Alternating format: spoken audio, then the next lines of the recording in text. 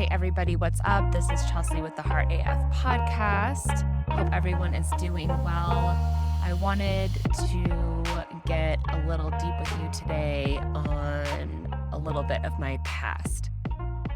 So my mother was an addict, and if you've ever had someone in your life that you love who is an addict, that relationship can be very challenging, especially when that relationship is with one of your parents. Because life with an addict is just, it's hard because you love the person, you want the person to get better, and you still, have moments where you're enjoying their company and you still have kind of this good relationship. And you can see as the addiction starts to take over and get worse and worse, where they typically start acting out of character. But addicts are pretty notorious for being very good manipulators and very good liars. They're very good at playing the victim. They're very good at hurting the people they love because, we just want so much for them to get better. We want to believe that they're getting help. We want to believe that they're going to be able to kick this addiction. And so many times we can get our hopes up, or we take them to rehab and then they relapse. It's just very hard because you just get let down repeatedly. And anyway, I know a lot of different people that I'm close with that have also had struggles with having an addict in their life, whether it's a parent or just somebody close.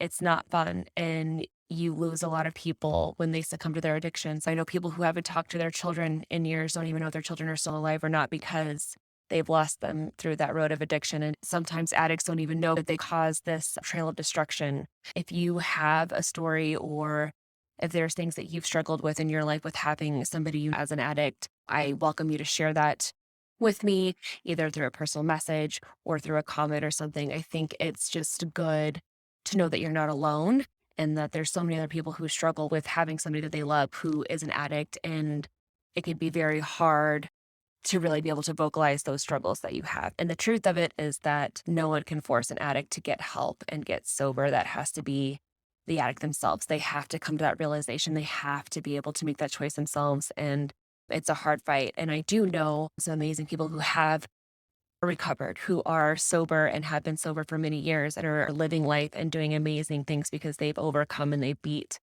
their addictions. And for me, my mother's addiction started when I was a young child, and there was a lot of situations I was put in as a young child, very traumatic situations, and it didn't stop. It just got worse as her life progressed, and I grew up without my mom around. And as a child, you're always wondering, why am I not good enough? Why does my mom love me enough to be sober? And it's hard for a child mind to understand. I mean, I don't even think I came to the realization that my mom was an addict until I was in middle school. And before then, I just thought she was rather strange. And I thought I had a very weird situation. I only saw my mom once or twice a year.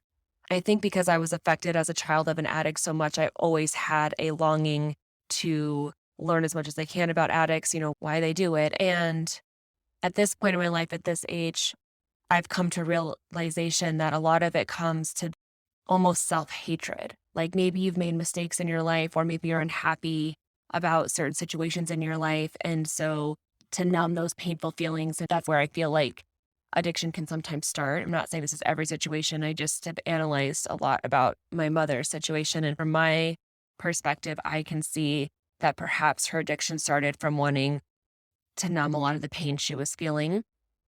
And then because she did a lot of things while she was intoxicated, while she was high, you know, getting in accidents with our children in the car and getting our children taken away from her, having my half brother adopted when he was a baby, giving up her parental rights. I mean, as a woman, as a mother, like actually accepting that you made choices where you lost your kids could be hard to accept of yourself. And from my perspective, it feels like that would be very hard to overcome and accept and be okay to get on with life, accepting that you made bad choices where you lost your children. Like instead of doing that, it's better to just keep numbing yourself and keep pretending that you're not really an addict. You don't really have a problem.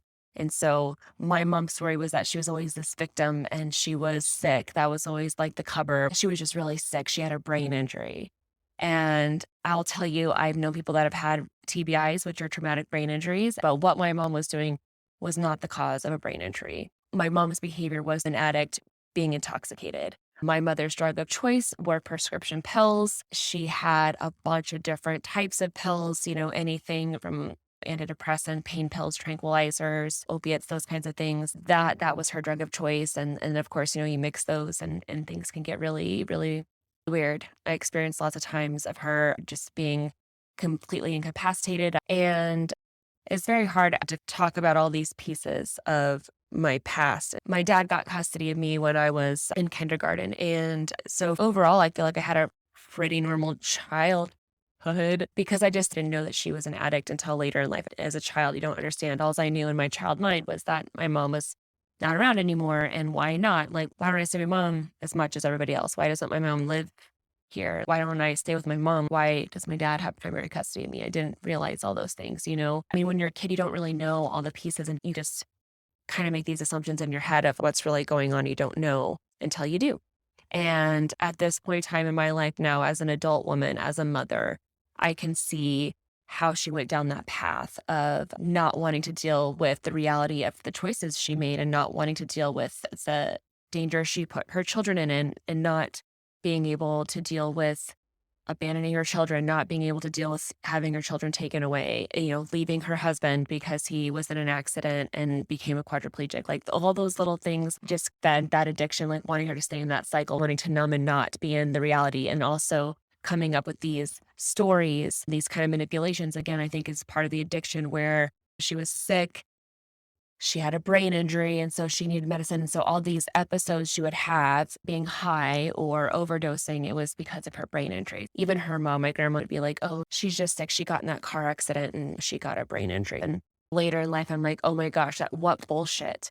And I mean, I feel like this all ties into like really the big overall message of this podcast, which is about not constricting yourself or trying to fit into boxes just to please other people. It's really important to just be who you are and to stop seeking external validations and really just be okay with yourself and internally love yourself no matter what mistakes you make, because every mistake you make is a new lesson to be learned. Literally, I'm so thankful I had the mom I did who had these addiction problems that drove me to research addiction, that drove me to continue this journey of like, why is this stuff happening to me?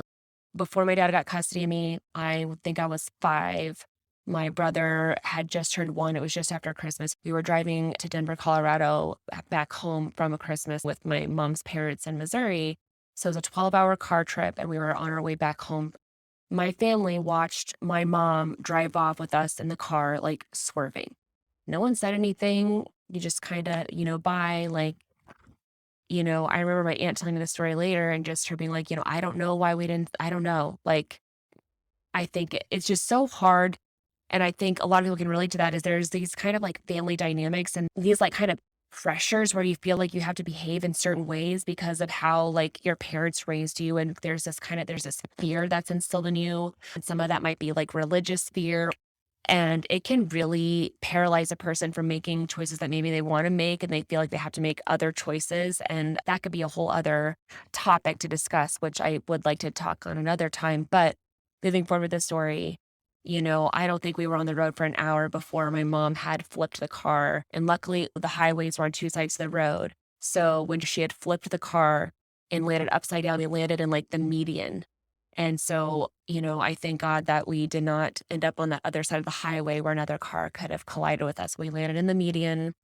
I flew through the windshield because I wasn't wearing a seatbelt. I was laying down in the back seat sleeping and 5-year-old doesn't know. And my mom's obviously not aware or paying attention, but I had did my seatbelt to lay more comfortably flat. So my head was cracked open. Like it was a pretty significant car wreck. And I think my baby brother was in his car seat. The car seat kept him fine. And then my mom had like a scratch or bruise. Like she was fine. This was the accident where I think my dad was like, oh, I need to do something. I need to get custody. And I think it was shortly after that time period that we both, began living with our dads. And I think even at the custody hearing of my dad getting full custody, my mom didn't even show up because she was in jail. So, could be easy custody hearing there. So that was kind of my early childhood before, my dad got custody of me. There was lots of incidences that happened. Like I can remember, my mom like backing up into a closed garage, like she was inside the garage, started the car and backed up into the closed garage door, or getting left at some kind of like church program or something. And my mom never came back to pick me up. And it's like, you remember that as a little child. I remember she didn't show up and I was the last person there and it was like dark and getting late. And I remember a neighbor took me and I spent the night at a neighbor's house. I mean, it's crazy that I have some of those memories. And just, luckily my dad came in and I lived with my dad and it was like a stable home and I was just going to school. And then it became the only abnormality was my dad was in a wheelchair. And I think in early adulthood too, I always wanted to avoid the fact that I did have kind of a traumatic upbringing or always wanted to say, oh, well, there's so many kids out there that have it so much worse. And so really my story is not that bad. And I think that's the thing too, is we want to hide from our past or hide from the traumas we've experienced because we think it makes us tainted or makes us broken or like we're a bruised apple. Like no one wants to pick a bruised apple. They want the nice, shiny, smooth apple kind of a thing. And the thing is, we shouldn't hide from who we are. We shouldn't hide from those experiences. I think it's just one of those things where you just want to downplay it or you don't really want to bring it up or talk about it. And growing up, I was always kind of chasing that relationship with my mom. There was this seed of anger that was planted in me at a very young age because I was so angry at the fact that why wasn't my mom here? And why is my grandma here instead of her? Like I had a mom, why wasn't she there? And I feel like there's just this degree of feeling like an outcast or just that there's something wrong with you if your mom's not in your life. You know what I mean? Like there's just something about that, like being discarded by your own mom. It hurts. And I shouldn't say just a mother, it could be a father too that left you. Whatever it is, if there's a parent who just didn't want you, it affects you. And it definitely, I think, affects your self-worth. And you're always questioning why, like you want answers. And so as I grew up and as I was let down again and again, like thinking, this visit with my mom, we're going to have this awesome time. Like she's going to be sober. It'll be great. I remember, I'll tell you this story. Once I went to go visit her, it was like for a long weekend. I was going for one of my sister's birthdays, and I thought it'd be fun to just spend a long weekend, beg my dad to get me the plane ticket out to go visit her. I remember her picking me up and just crying because she just looked horrible. And we took the bus, and the first stop was at a dentist office. And heads up, if you don't know, dentist office are a very big clue to anybody who might be abusing prescription pills because it's like a great spot to go and get dental work done and then get those pain pills. And that's exactly what she was doing. All I know is that she got some stuff and got some scripts afterwards. I was only there for a short period and we were supposed to plan a mother-daughter dinner one of the nights. And so she's like, we'll go have like a nice mother-daughter like date night and we'll go have dinner somewhere. So she couldn't drive. Surprise, surprise. I mean, she didn't have a license. And I think I was 15. I had a permit. And so I drove. So we go to this place and we ordered food. And what I didn't know when we first got there was it actually was a bar. It was one of those places where you could go and eat. But then like at a certain time, they start IDing people at the door and they had like, a band and it kind of turned into more like a nightclub bar situation. So I remember being there with her and they gave me a wristband since I was already there. And because I had this wristband, like I was 21, even though I was 15 with my mom.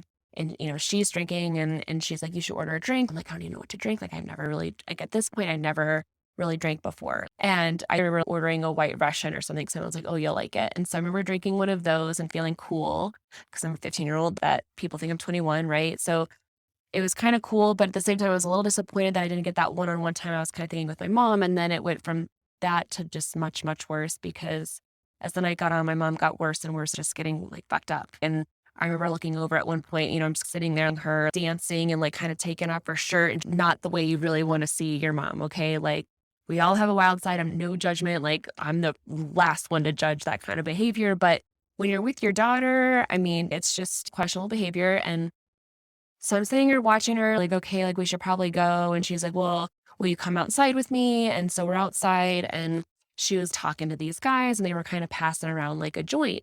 And I remember it got passed to me and I think I had smoked pot before at this point in my life. Maybe it was once or twice before. And I just remember I did take a hit because of peer pressure. I don't know, whatever. I'm with my mom, It's hard to be the most responsible one at 15, like you don't make the best decisions at 15. And so I started feeling really weird. Like something was not right. I was starting to get like super scared. I felt like my heart was beating in my chest. And I was like, I don't think that was just pot. I think that might've been laced. Like, I don't know. Like I'm feeling really, really weird. And I remember I just walked back to the truck I had driven, and I just remember laying there freaking out, like in my head, oh my God, do I need to go to the hospital? What's going to happen if I go to the hospital? I'm never going to see my mom again. Is my mom going to get in trouble? Is she going to go back to jail? I don't know what's going to happen. Freaking out. I did not know what to do. And I remember calling one of like my friends who was a pothead back home. And I was like, hey, like, am I going to be okay? Do you think this was lace? Like, I don't really feel like this is what you feel like when you just smoke pot. And they were so sweet to me. And they're like, no, you probably just need to like drink lots of water and get some like food in you or something, and just kind of leave it off. Just stay calm. Like, you're fine. And so I remember my mom like finally got in the car and she was kind of like mad at me. Like, I just left her and I'm like, well, I'm ready to go. And I was terrified because I still had to drive back to her place. And I'm in a town that I am not living in, so I don't know where I'm going. I just remember being terrified. We made it back to her place, and she lived like in a duplex type situation, or she lived next door to somebody. And I remember going straight to their house, and it was like a group of snowboarder dudes because it was Lake Tahoe. And I just was like, hey, do you guys have any bread? Like, I smoked something. I don't know what it was, but I'm feeling really weird. And my mom's what's up? Can you help me? And so they let me in, and I remember like all they had was like tortillas. And so I remember eating a tortilla. My mom comes in and then she's like, you need to come back over to our house. And I'm like, okay. So we go back over to her house, and I was supposed to leave for the airport the next day, and she wouldn't wake up when it was time to wake up for the airport. And my stepdad got her into the car, and they ended up taking me and dropping me off. But I just remember the car ride over there, she was completely fucked up. I remember my stepdad at the time was like holding the thin air like this and offering my mom, do you want a piece of gum? And, my mom was reaching for the air, like trying to grab a piece of gum when there was no piece of gum there. He was literally just playing with the fact that she was that fucked up. And that's how I left her that trip. And that's just one out of many instances. There's just so much stuff. I think one of the last times I saw her was after high school, and me and my now husband had taken a road trip together, and we decided to drive down to Alabama where she was living at the time and to go see my sisters and to see her. And she ended up going to the hospital while we were there. And I remember when we left that time, I said goodbye to her in the hospital room, and we were trying to tell the nurses like, hey, she's an addict. And again, it just sucks because it's your mom. Like, I want to have a mom in my life. I was in college, and she had been staying at like a women's shelter, and she was like, what if I come back to Colorado and, I can live with you and your dad? And like, yeah, absolutely. Like, did not talk to my dad at all. And I'm like, if she just gets her, I can totally talk to my dad into letting her stay. So she gets on a bus to come from Alabama to Denver. And in my head, I'm like, this is going to be awesome. I'm going to take care of her. I'm going to make sure she gets sober. I'm going to be able to watch her. Like, this is going to be great. We're finally going to have this relationship. And I was expected to pick her and my sisters up at the bus stop at like 8 in the morning the next day. And I think it's like 10:30. And my dad calls me, and I knew right away something had happened. And I remember I was actually with my husband at that moment too. And I remember grabbing his shirt because I was like, oh my gosh, like, she died. I knew something happened. She didn't die, but she did take a handful of pills as soon as she got on that bus. And so the bus barely made it out of the next city in Alabama before they had to pull over. And she was taken to the hospital. My sisters had to be taken by the authorities until their aunt could come and pick them up, who lived nearby. So she never made to Colorado. I never did see her again. I feel for anybody who's lost a family member or someone they love to addiction, because it's devastating, because you want them to get help and you want them so bad to just be themselves again. And I feel like it's similar to those that succumb to suicide, where they lose hope and they can't see out. And again, I feel like this is so tied in with the message I'm trying to deliver, which is to just live as yourself and to really like break through these barriers that we put upon ourselves because we're so afraid about what other people think, even our own families. Like, we're so afraid of disappointing a family member, even if it's your own parents. We get so stuck in living how we think we have to live because whoever we are giving the power to decide how we live our lives, like, it shouldn't be like that. You really have to look outside of that and really not give a fuck about what other people are going to think, and really just focus on what kind of life you want to live. Like, I think about people and their sexuality too. It's like you're so afraid of just being yourself and living like whatever it is that makes you happy and brings you to life. So many people would rather live in that darkness and live this watered down version of yourself, like just to please other people, or just because you feel like you can't be your full self because you want to be accepted. And I think you just have to accept yourself and break away from any toxic people or things, because if you're not paying attention to that, then it can't hurt you. And then when you seclude yourself from toxic people and you really love yourself and you embrace every bit of you and you just live life as yourself, there are going to be people out there that see you, see the real you, and love you just as you are. They will be attracted to you because you are loving yourself and you're finally showing yourself. Because if you're showing yourself and being yourself, then those other people can see you and they will see you. And to really be seen like that is amazing. Like, it's such a great feeling to really be seen and accepted. And there are people out there that will see you and accept you for who you are, but you have to have the balls to need that. And it's hard. And that is why this podcast is hard as fuck, because it is hard as fuck to be who you truly are. And I think about, like, if my mom could just be like, okay, so I fucked up, so what?